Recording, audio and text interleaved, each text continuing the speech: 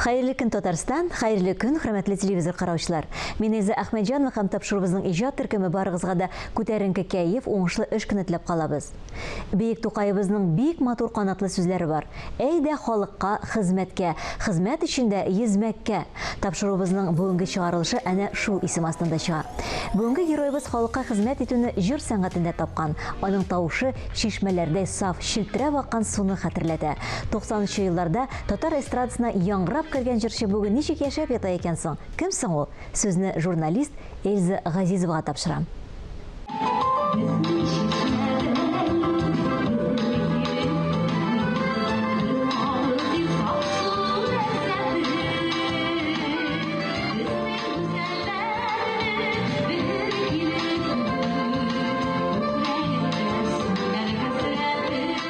Сезгә Гөлдәния апа дип әйтергә күнеккәнмен. Менә бүгенге тапшыруга сезне чакырдык. Гөлдәния ханым дип әйтәсе килә, сезгә зурлап.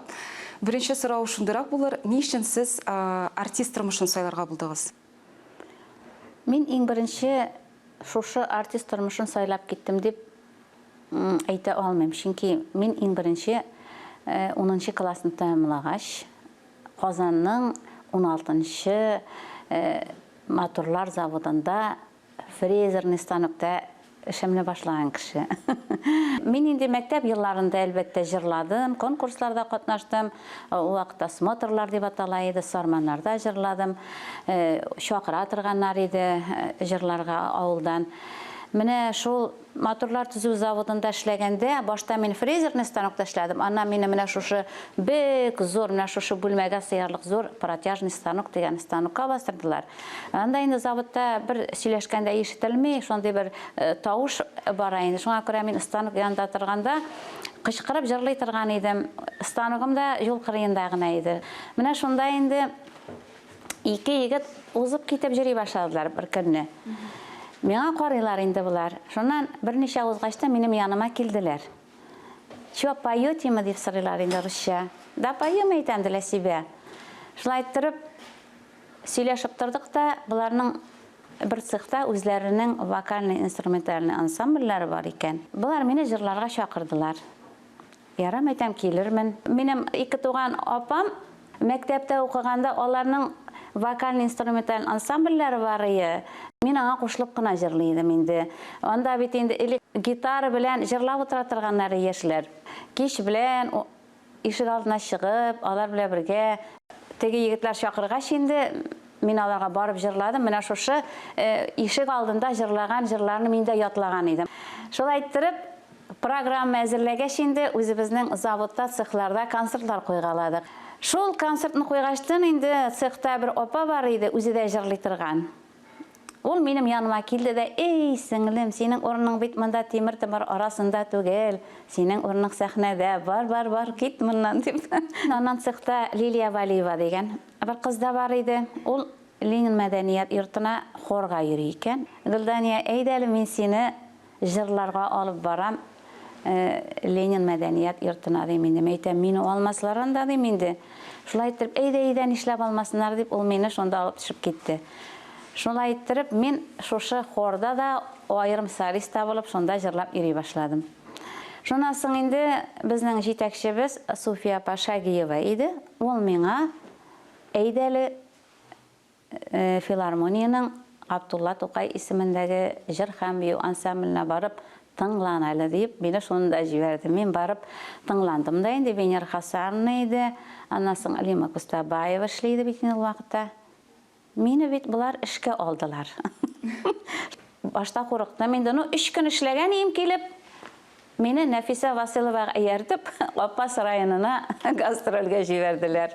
Безнең өчен бит инде ул Нәфисә Василовалар, алар бит инде зур шәхес.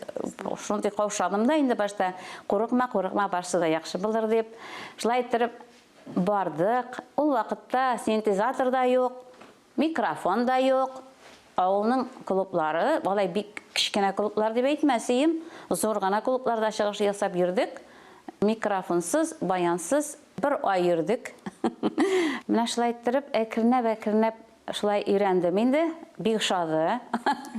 Артист тормышы бик шады дөресен генә әйткәндә. Төбән Камада абилар яшейді. Мен шуларга кайттым дагын. Анда музыка училищесі бар иде. Экзаменга барып җырладым да. Мені музыка училищесіне алдылар. Үзім қайтам, үзім жылайым, қайтмайым. Чөнки мен Төбән Кама белән шарлы шығарым бүтінлей яратмайдым элек. Мен әйти, қайт қызым якынырақ шарлы я Төбән Камаға деген ие. Син нәрсә тимәйтәм, үлсәм дә кайтмыйм. Башы яратмыйм баякларны деген ие. Менә алдан кычкырырга ярамый икән. Берсенә кайтып укырга туры килде, икенчесенә барып кияүгә чыгарга туры килде. Һәм яшәп калырга туры килде. Укырга кирдем дә инде ярар, киттем ансамбльгә, бардым да инде Венер Хасанга, килдем дә инде Венер Хасан әйтәм.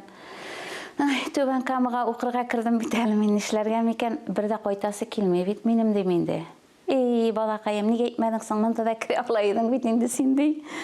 Шулай итеп киргәчтән син бар, кайтып укый инде җырларга өлгерсең әле диде.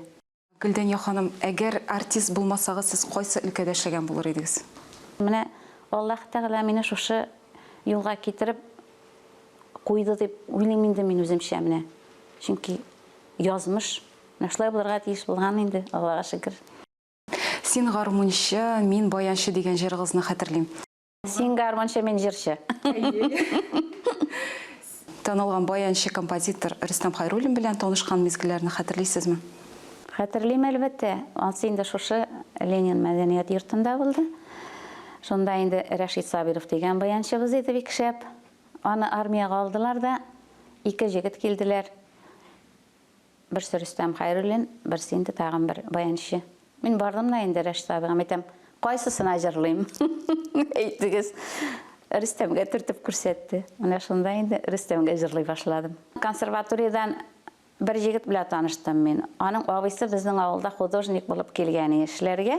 Ул мине шул энекәше белән таныштырды. Менә бит әле консерваториядә эшли дип. Шуннан ул җегет инде әйдә әле запись ясагыз әле дип, шундагы эшләүче звукооператорлар белән сөйләшеп, иртәнге 8-гә запись ясарга барабыз Рөстәм белән. Иртәнге 8-дә тавышы янып та бетми югыйса. Менә шул иҗат бәйләп алып барды Рөстәм белән. Заманлар үзгәреп китте, кооперативлар заманы башланды. Рөстәм җыйды профессионалларны. Менә ул ансамбльгә инде Нуры Судур дигән исем бирергә инде Мәсгудә Шамсетдинова безгә киңәш итте. Иң беренче концерт безнең Рөстәмнең җырларыннан тора иде. Бәлләр шишмәләр, яңармас сагышлар, киңәш. Без шулардан запислар ясап, бер концертлык. Менә шушы иң беренче концертыбызны безнең ГТРК каналы төшерде. Менә мин хәтерлим, Эмиль Ключеров иде режиссеры. Шуңа күрә менә ГТРК каналы белән элек бик тыгыз элемтәдә идек дип әйтәсем килә. Аннан соң инде без Нәфисә һәм Ризван Хәкимовлар белән таныштык. Безне алар чакырдылар Уфага, композиторлар фестивале оештырдылар. Без Башкортстан буйлап, бөтен Башкортстанны йөреп чыктык инде бергәләп, концертлар куеп. Алардан бик күп җырлар алып кайтып инде яңадан бер концертлык, шундый яңа җырлардан торган программа җыелды. Без Рөстәм белән запись ясадык. Бу запислар инде менә сама играйкалар чыга башлады, синтезаторлар ул вакытта. Менә шул синтезатор белән кассета яздырдык. Рөстәм синтезаторга яздыра да иде көен. Баянда да уйнарга кирәк бит. Мин шулай басып җибәрәм дә. Ул баянда уйнап җырлыйбыз инде. Микрофон әлем тора студийный. Хәзер генә ул сүзләп яздыралар кешеләр. Ул вакытта башыннан азагына хәтле яздырга кирәк. Ялгышырга ярамый берәүгә дә. Ялгышасың икән тагын яздырга кирәк. Шуннан бер җыр җитми калды. Мәйтәм нәрсә яздырга дип Рөстәм әйтә. Әйдә иске сарманны яздырыйга ди. Китаны мәйтәм җырлый алмам. Халык җыры сузып җырлый торган. Бер тапкыр җырлап кардык та, бер тапкыр да яздырдык та, кассета тулды.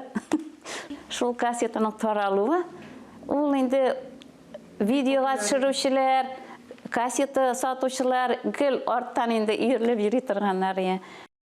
Минем күрше базарда эшли торган ие. Ул кайта иде. Гуля, целый день ты поешь. Дип кайта иде. Менә шулай теге Булат Салаховлар Башкортстаннан да кайталар иде. Ой, үтүк тықсаң да сен жырлайсың дей тұрғандар. Еміне шыңа көре, ол кассета бик популяр болды енді. Рүстем біле шол енді, міне шол ижад етіп яшадық. Нешіктір бір ойлар ойыбыз бар, сөйләшір сөзіміз бар дегендей бітінсі міне шошы ижад та енді бігеректі икен бірге болғаш, нешіктір оңайлырақ. Міне әйті тұрғанлар Гүлдания дейсен Рүстем көз алдына келе, Рүстем дейсен Гүлдания көз алдына келе деп. 10-шы жылына бетінде ол кетіп барды. Мен аның жырларын топладым дағын. Әлі жырланмаған жырлары, Жазып қалдырған жырлары. Өз есен шақта, больницадан шыққан уақытта бірер көплет болса да, Лилия жырлап, мен жырлап, көпмедір бір илілеп жырын біздің яздырған ең. Шонан еті шол бұлдыралған қәтілді, міне жыршыларға бергеледім де енді, ноябрь айында еске алу концерт өткердіген екен, Яскар Камал театрында.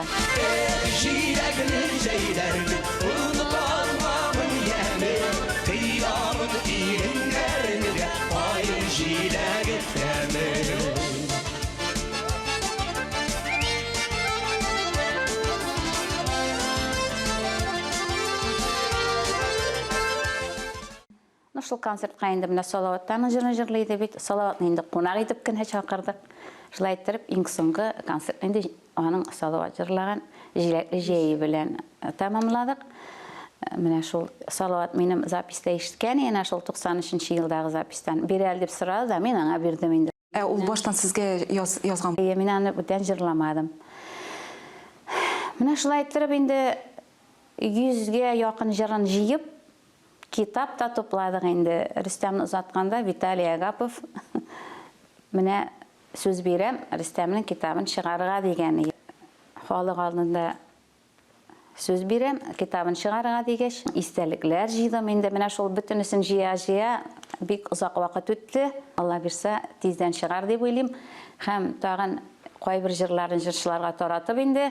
Шошы китапның презентациясын өткерсем енді мен бек зор ішләдім аның үшін деп санар едім. Соңа көре оны да ешетесі келелі. Жырларын жәйінің кім yazғанын білмәселер де енді қойағына барсақ та оның yazған жырларын шушы Рүстем Хайруллин деген егіт yazды деп сөйлеп енді аны шылай жырлары шақалық біле. Сольный концертларыңызда цирк номерлары білен ясаушы бірден бір артистсіз. Тағын енді мегіз шығарар едіңіз? Біз бет енді еліктен программаны енді байытып ясарға тырыштық. Шоңа көре ең бірінші біз алып келдік Сандуғаш фестиваліне танцовкалар қойып. Онан соң Рүстем екінші қышқы мыңнар фестиваліне енді культура мәдениет институтына барып, қызлар сөйлешіп, оларның білен шоғырып, бұк вокалдар ясады. Солай келіп шықты. Концертларда біз цирк артистлары білен дәшлейдік. Теге цирк артисті білен әшлеймді, теге шықсында бейсін деп әйтіп болмайды. Ол жырға тұры келерге тегіз. Біздің шынты жырлар бар ерейді. Хауа бұжырасында Рейсхананың жырына қойдық. Аннасын İblis һәм фәрештә деген Рәйсханың язған жыр бар еді, оңа факир біле қойдық. Менә шондай оның қияфеті де шондайды. Менә шулай цирк артистлары белән бик күп концерт программалары ясадық. Шулардан көріп енді қызығып кетті Лилия. Ол менә цирковой студияға йөри башлады. Енді Лилияны да өзіңіз білен ала башлаңыз. Лилия енді ол аның балашағы да болмағандыр енді. Менә сіздің елдан кеткен, сіз өзіңіз тіледіңіз ме оның жыршы болуын? Biz bir нәрсе тілемедік. Біз гіл еркінлік еді. Ол өзі оқыды, өзі ерді бүтін жерге. Мәктәпні күміш медалға бітірді. Лилия ғойлада бірден бір бала? Бірден. Еркеме? Жоқ, ол ерке болып өсмеді. Ол ішлеп өсті кішкенеден. Сібірлерге алып кете едік.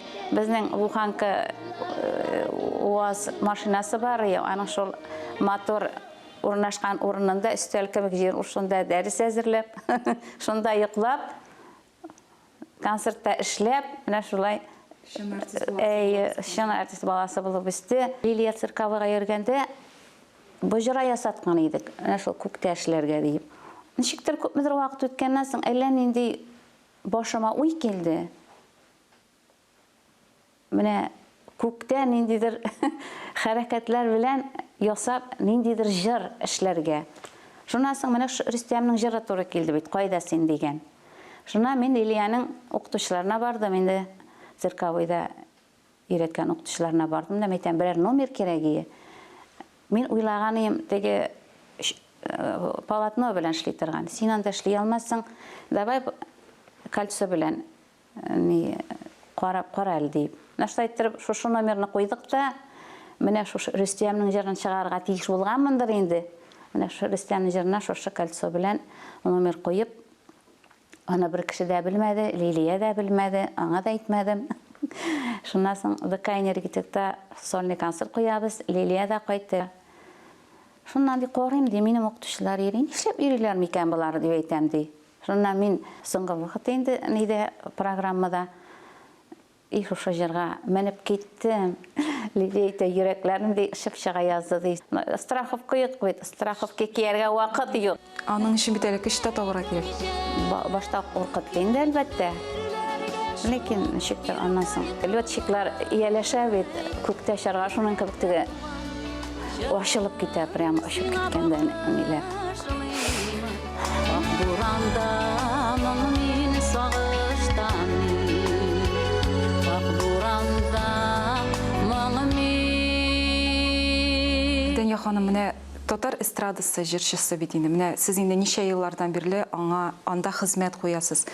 Элеккеге татар эстрадасы белән менә бу хәзергесендә нинди аерма бар? Нәрсәне сез үзгәртер идегез? Замана үзгәрә тора, тыңлаучысы да үзгәрә бит әләнең.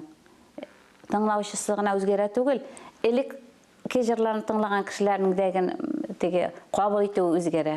Хәзер бит менә теге шау-шулырак китте бит инде. Шуңа күрә теге микрофонсыз баянга гына җырлау түгел. Шуңа күрә хәтта микрофон белән җырласаң да, баянга гына җырласаң, ул инде бөтенләй белән халыкка кирәкми. Ә менә шуны концертыңда бер-ике җырны кертеп куйсаң баян белән, халык аны яратып кабул итә. Татар эстрадасы көннән-көн зурая бара, яшь артистлар килә бит инде. Менә сәхнәдә үз йөзеңне булдыру өчен, популяр булыр өчен, яшь артистка менә нәрсә кирәк дип уйлыйсыз менә? Менә Туфан абый Миңнуллинның бит әйткән хикәя дип әйтәмме, очеркмы? Минем бит җырлыйсым гына килгән иде, теге. Менә анда бит язган, халыкка хезмәт ит, син халыкка хезмәт итәргә тиеш. Нәрсә микән ул халыкка хезмәт итү? Минем бит җырлыйсым гына килгән иде, бары тик җырлыйсым гына килгән иде дип язган. Шуңа күрә элекке артистлар менә шул яраткан эше булган өчендер. Ә хәзер заманасы да үзгәрә. Бәлки кемнәрдер үзе өчен, ничектер телевидениедан күренер өчен генә чыгучы җырчылар да бардыр. Ә кемнеңдер менә хыялы популяр булып, заллар җыеп. Ә минем теләгем инде сәхнәләрдә әле басып торып тыңларга тамашачым булса, менә шул алга таба да әле минем иҗат итеп эшлисем килә дип әйтәсем килә. Аллаһы бирсә, әле теләгем бар, менә шул сольный концертларда куярга. Шуңа күрә тамашачыларны югалтмыйча киләчәктә дә җырлап яшәргә язсын әле. Бүгенге менә шулар, мин Әза Әхмәтҗанова сезнең белән саубуллашам. Һәр көнегезне матур фикерләрдән генә башлагыз. Исән, имин булыгыз.